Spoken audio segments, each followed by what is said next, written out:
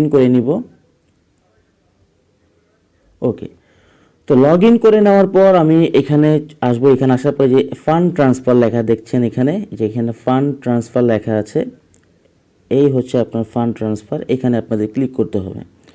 তো এখানে ক্লিক করার পর আপনি যদি বিকাশ অ্যাকাউন্ট চেক করতে চান, যে বিকাশ অ্যাকাউন্টটি মানে একটা নাম্বার আপনি চেক করবেন বা একটা নাম্বার আপনি টাকা পাঠাবেন, এখন সেই নাম্বারের ব্যক্তির নাম কি, বা আপনি নগদ অ্যাকাউন্টে টাকা পাঠাবেন সেই নাম্বারের ব্যক্তির নাম কি, সেটা কিন্তু আপনি জানতে পারবেন। তো ফার্স্টে আমরা কি করব, আমরা এখানে যে বিকাশ অ্যাকাউন্ট, এই বিকাশ অ্যাকাউন্টে দিয়ে আমরা চেক করি, যে একটা নাম্বার আমরা চেক করব যে এই নাম্বারটি কোন ব্যক্তির নামে।